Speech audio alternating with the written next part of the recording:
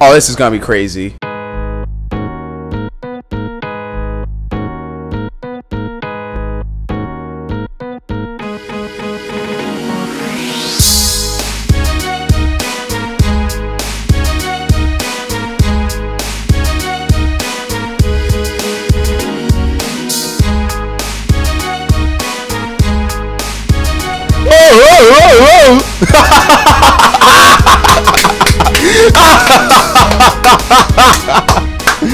That was great.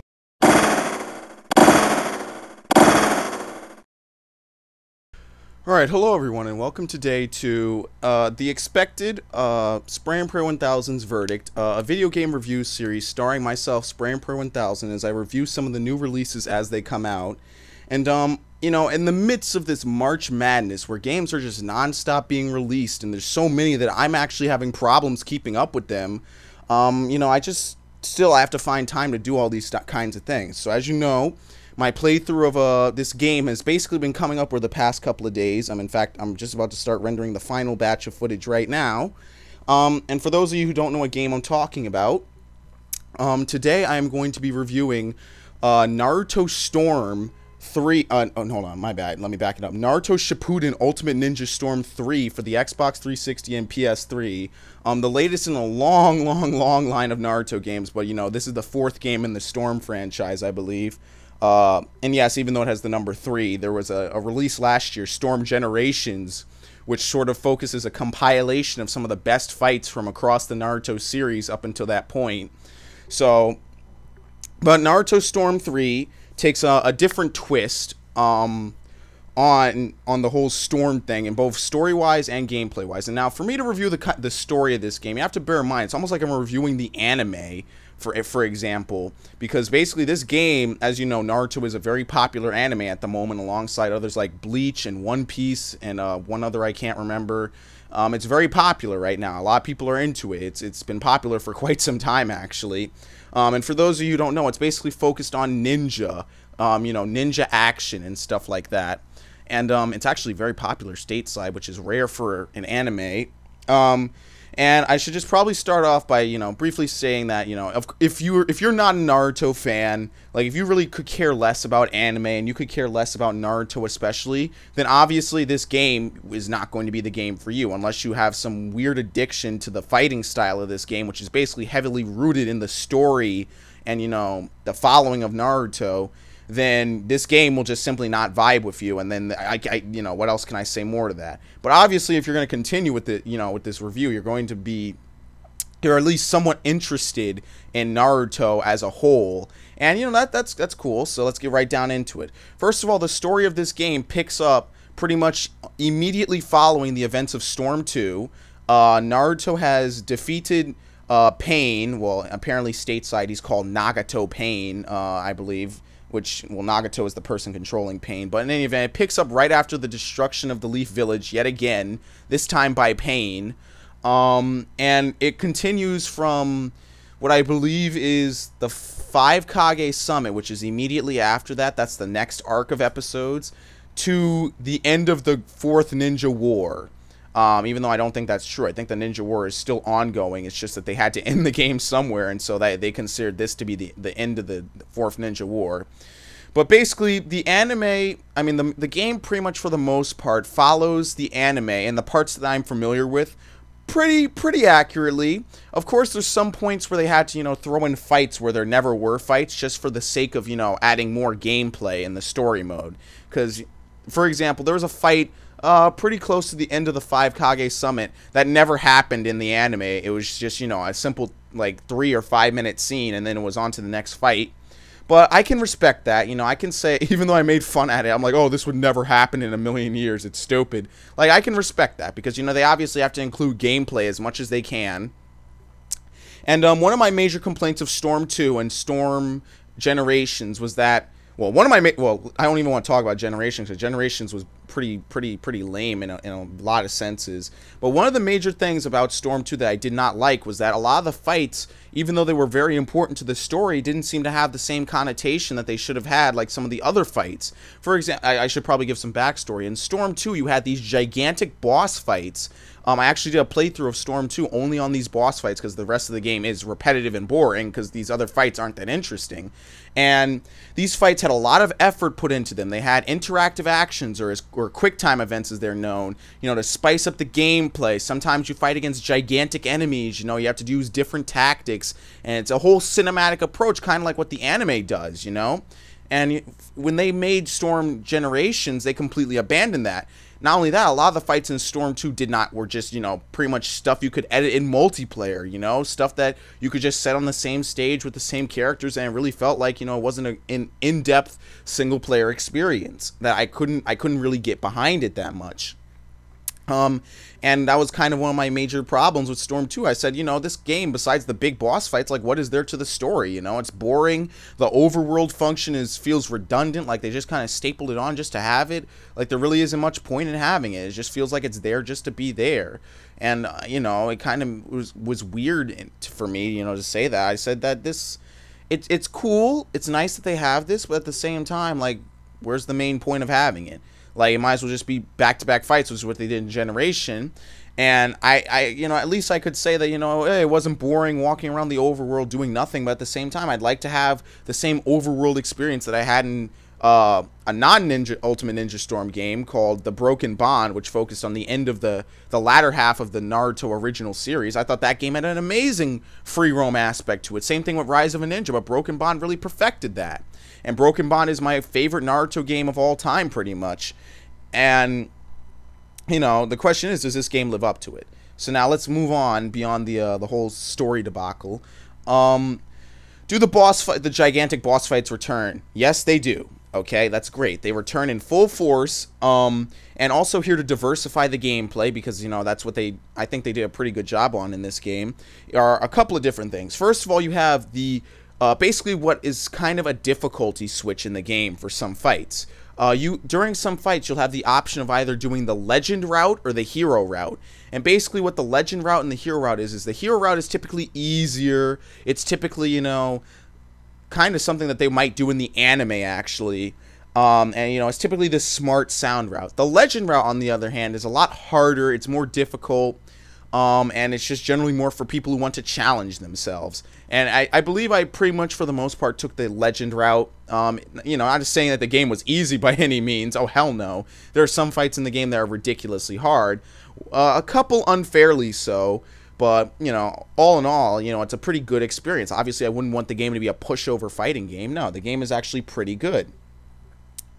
So I definitely enjoy jumping back into the story of Naruto. These gigantic boss fights, of course, are, you know, some of the more important fights that happen throughout the series, and as such, the game reflects that. They're fun to play, you know, they're interesting, and, you know, I really enjoy the fact that they had quick time events and stuff. But how do the normal fights fare up? The normal fights, actually, they did change them. For example, during normal fights, sometimes now you have dialogue between the characters. You know, you have dialogue between the person you're playing as and your support characters. You have dialogue between the two teams fighting each other. You know, you have dialogue between all these different people, making it feel like a more integrated single player experience, you know, rather than just you know, you sit down, you jump into a story mode fight, and it's just like multiplayer, and the only difference is you're facing off against a computer, which kind of defeats the point. You know what I'm saying? Like, in this game, you know, you have unique dialogue that only happens, and you have a whole bunch of other cool stuff. Fights happen. Back-to-back fights are now a major part of it. There's actually one point in the game where you get to choose the order of the fights you want to play, which I thought was pretty interesting, although it was kind of lackluster now looking back on it, but it was still a pretty good feeling I got. Well, a pretty good rush playing that. And yeah, I think that for gameplay wise, they've kind of smoothed it out. So for now, example, if you get knocked back after a combo and, you know, your opponent has a good team gauge running, normally what would happen in the last two Storm games is you just get knocked back and it's a slow motion thing. Now, if you have support available, you can actually have a support player take the hit for you and you'll just recover normally. I think that's really fair and balanced. Also, another thing that I noticed, and this is also kind of multiplayer criticism, is that if someone's about to do an ultimate team move, it's a lot harder to substitute out of it depending on your distance to the person. Now, I'm pretty sure online lag has something to do with it, but it's just a lot harder overall. And if they did change that, I have to say that's pretty nice, because, you know, now before it was almost impossible to hit someone with an ultimate team combo. It was very hard. And, you know, now that you can actually pull it off, you know, maybe people will start seeing that a lot more, and I think it'll be more interesting. Now, let me hit on the story before I forget about it. The story of Naruto Shippuden, as I already said, well, the first part of it was done in Storm 2, okay? That was like the beginning of the whole Shippuden franchise up until Pain's destruction of the Leaf Village. And as we all know, anime progresses very slowly. There's a new episode every week or every 2 weeks, and so it's very hard for them to, you know, constantly pump out these games because, you know, the anime progresses very slowly, and by the time all this stuff has been localized and dubbed, it's very hard for them to keep up with this. Now, the manga is way ahead of the anime, like always. The manga typically paves the way in a lot of animes. There's only 2 ones I can think of that have an anime lead, and then the manga was created. I think one is Darker Than Black, which does not have a game, although it really should, because I think it's very interesting. Also very, very dark. I mean, then again, the name is Darker Than Black. But anyway, and another one I can't think of that I was reading about before. And yeah, these games, they typically, it's very hard for them to make games like this. And Naruto's really the only franchise besides Dragon Ball that has a big gaming background. Although don't quote me on that. I'm just, you know, I'm kind of going by what I think. I'm not sure. So in any event, the story though, it's good. There's still some humor, not that much though, because Naruto Shippuden is kind of, you know, moved on. Naruto is not really the, you know, the funny jokester anime that it was back in its early days. Now it's pretty serious. The plot is fairly intense. The plot is very in depth, and at this point, you know, it's kind of flowing along at its own rate.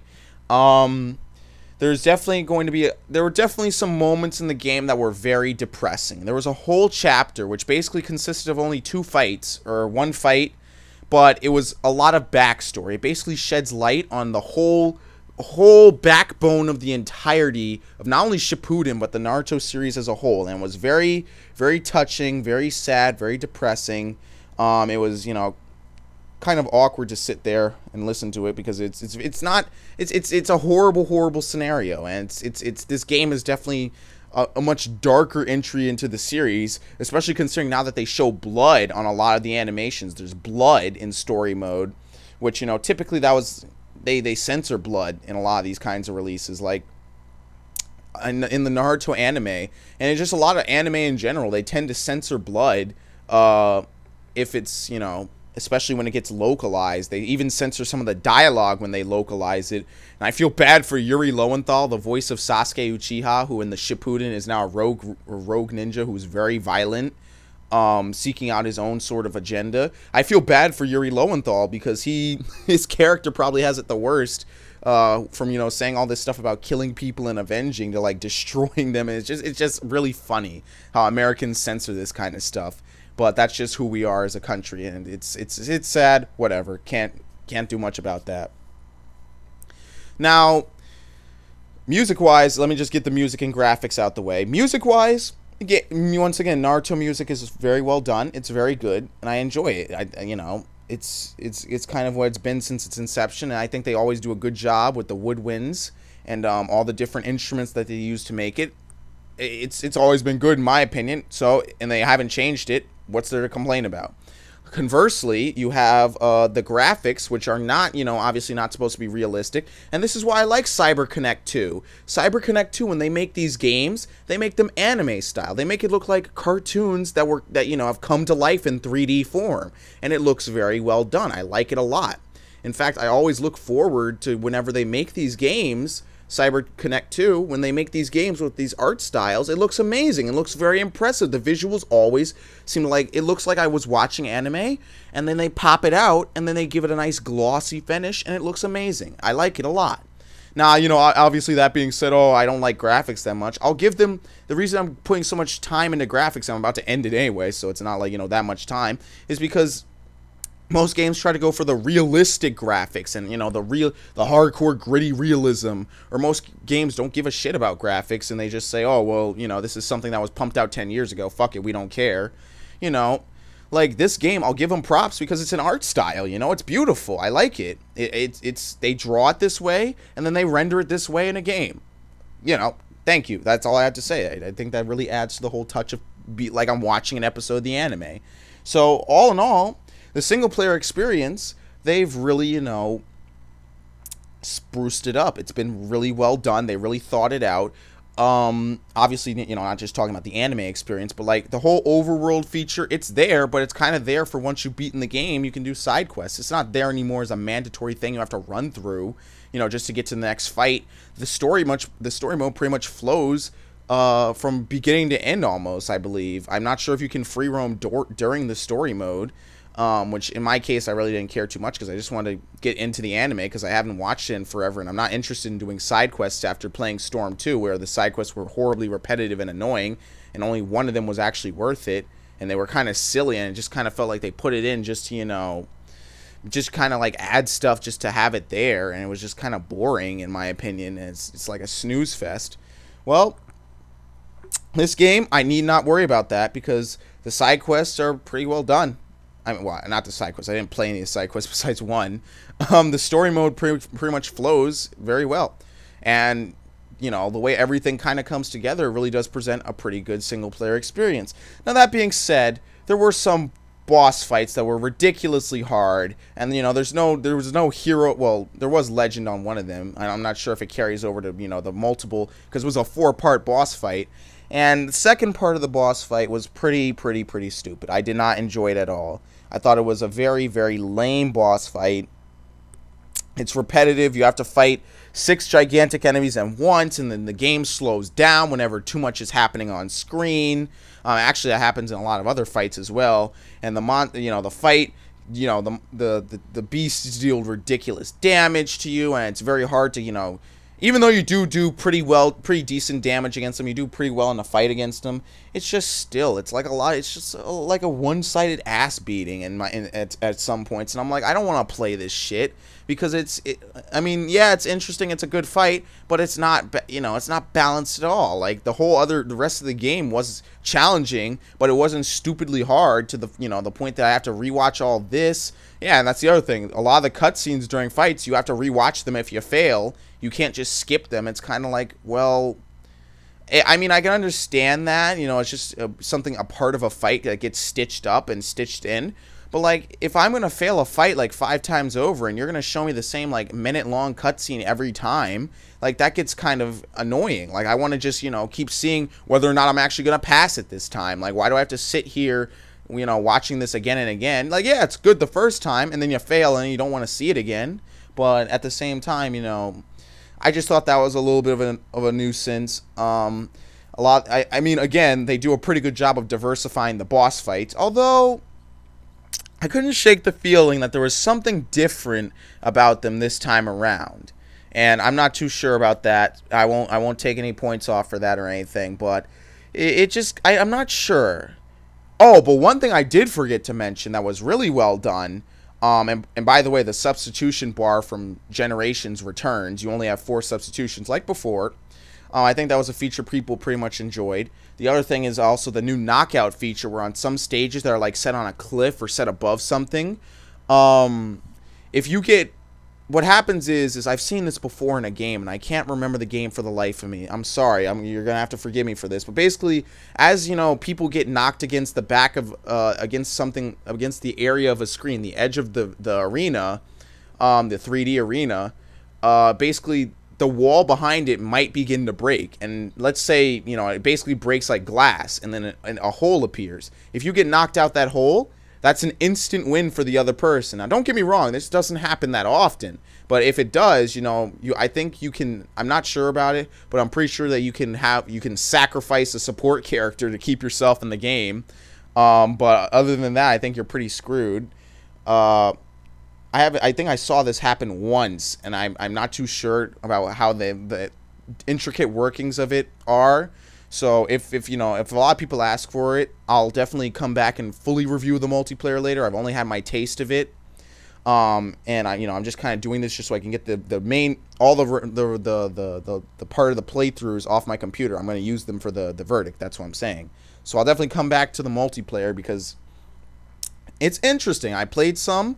I like what I'm playing so far, and it's pretty good. So overall, this game as a whole, it's kind of like, they've changed a lot of stuff. They've changed a lot of stuff that, is different. Oh, and one of the biggest changes to the game, besides, all the way the story mode is structured, there are now these new fights called mob battles, okay? And what mob battles are basically, if you've ever played a game like Dungeon Siege, if you've ever played a beat 'em up, it's kind of like, not Dungeon Siege. Dungeon Siege is a bad example. It's kind of like God of War almost, and it's kind of like, what other games is it like? Like if Crisis Core, because I can't, Kingdom Hearts. It's kind of like Kingdom Hearts, where basically what happens is rather than do the usual standard one-on-one arena fight, they actually did something similar to what Clash of Ninja 2 did, Naruto Clash of Ninja 2 for the GameCube. They kind of did something similar to that, and they set you in like an arena of enemies, and what you have to do is you play as one character. You could have assists. You may or may not have assists. Their assists are probably going to be different because it's a mob battle.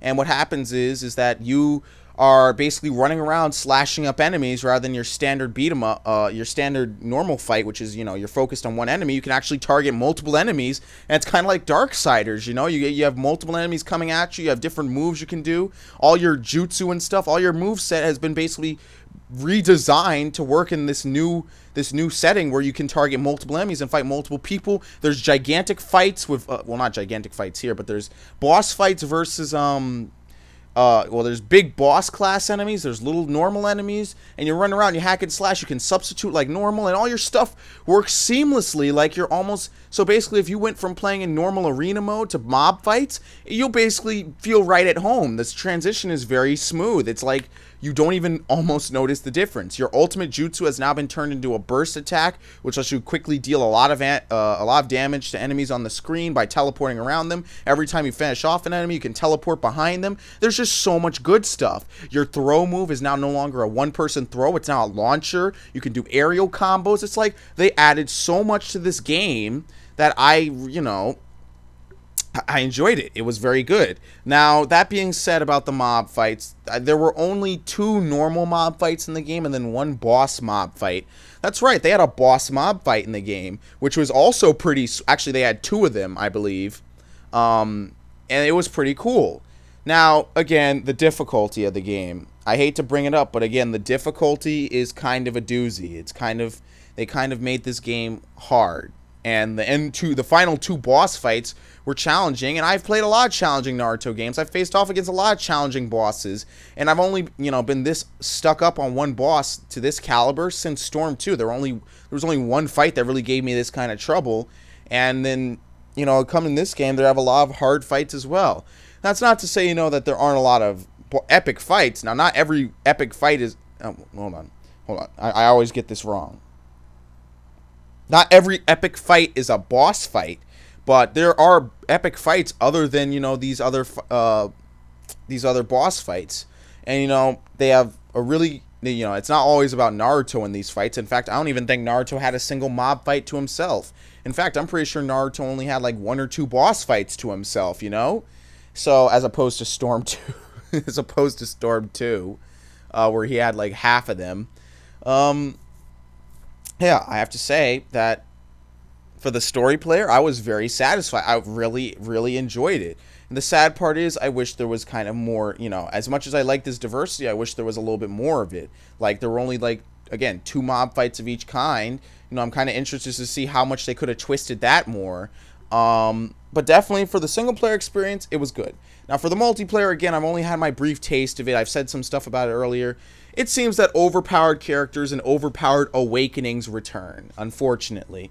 For example, one of the characters, Mifune, has a normal jutsu. Well, he's not really a samurai. He's a samurai, so not a ninja, so I don't know if it counts as ninjutsu. But his basic special move is so blindingly fast, you can't even substitute out of it. It's basically an undodge. Well, you can dodge it, but it's so fast you probably won't even have time to see it coming and then get out the way before you're already hit by it, and it does a lot of damage. Same thing with his ultimate, although his ultimate's short range, well, actually, it does a lot of damage. It does ridiculous damage, and it's just like, for a character who's so fast and has all these different, buffs for him, it's kind of hard, like, why do they do that? Again, the fourth Hokage, Minato Namikaze, again, even though he was kind of nerfed in Generations, again, he's still very overpowered.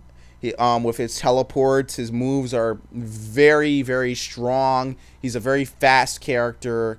That's just the tip of the iceberg. Like, I haven't even seen people like Madara and Great Ninja War Toby, and then even just maybe normal Toby. I haven't seen him in full force yet. Masked Man, and there's the list of possible overpowered characters goes on. The Uchiha brothers, the Susanos. They're ridiculous. They're almost complete game changers because you cannot substitute far away, which basically what it involves is they take on a completely different armored appearance, and then they can, dash up to your face and then just basically destroy you because you can't substitute out of their massive damage attacks. And then you have also, what is it? Who's the other character I was just thinking of that I just lost? I forget who it was, but well, not to mention that Naruto and Sasuke are ridiculously overpowered to begin with. Yeah, it's just like, what if I wanted to play as one of my favorite characters from the show, or something like that, and he might not be the most powerful person in the game. Well, unfortunately, it just seems that my luck is up, and again, another Naruto game. Like, every Naruto game has had this, so like I'm used to it. But it's like, when are they gonna break this cycle of overpowered characters and make it so that characters are unique, characters are diverse, and it's fun to play as all these different characters? Like, when is that going to happen? And it has not happened yet.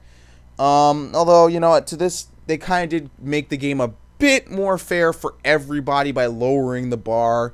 It's still, at the same time, it's kind of disappointing. So, that being said, I'm going to come back to the multiplayer, and if I feel that, I'm going to play a lot more of it, I'm going to play some for my channel, and if I feel that it has changed well enough, I will edit this verdict, okay? I will change this verdict. But for now, what I would give Naruto Ultimate Ninja Storm 3 is I would give this game an 83 out of 100, okay? It's good. It's definitely a lot better than what I would have given, say, for example, Storm 2. I would have given that almost like 10 points less, maybe even more so. Generations, maybe like 5 or so. Storm 1, probably like, that would be like an 80. So, like, they're definitely improved with this game. I like what they did with this game a lot. And I'm going to jump back into it, once there's more, once there's free time, which, in the foreseeable future, I can't say that there will be free time. But I'm definitely going to come back to it. I think that it's good. It's an enjoyable experience. Obviously, if you're a Naruto fan, you're going to enjoy it. If you're not a Naruto fan and you're not a fan of anime at all, you probably wouldn't even buy this game in the first place. Unless this is your first time. And even then, you might still find something surprising about this game. I couldn't speak from that perspective, but there's definitely is there potential to let new people in? I'm not too sure about that.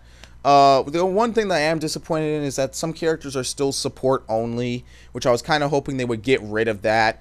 Like, let's face it, come on, support only characters.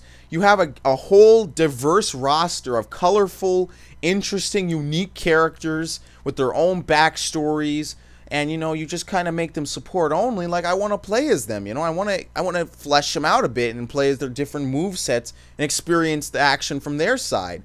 But, that's kind of another disappointing factor.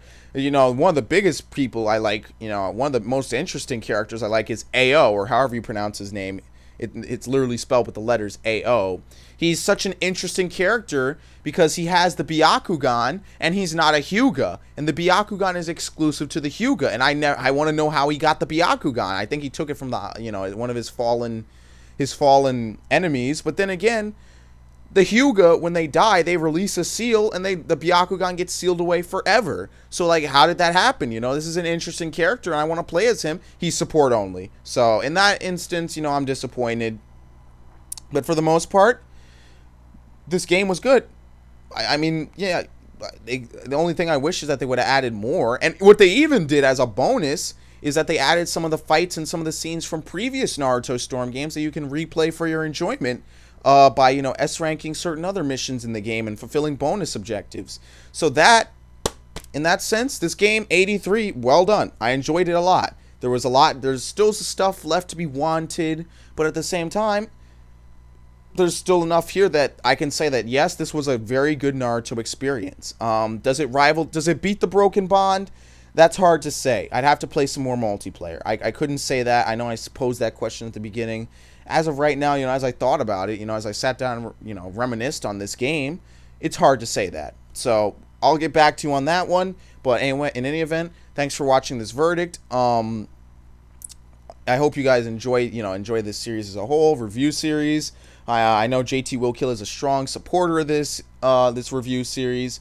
So 83 for Naruto Shippuden Ultimate Ninja Storm 3, well-deserved ranking. I wonder if they were going to release any story-based DLC. That might be cool. I was hoping they would do that with Generations in Storm 2, but that didn't happen. But who knows? You know, if Call of Duty is willing to release, you know, weapon downloads, then hey, the sky's the limit as far as I'm concerned. And for this game, it was a good experience, and I enjoyed it. So thanks for watching. Lose concentration. Yep. X. Oh, that would have been a horrible quick time event to mess up. You get eaten. Eaten by Manda.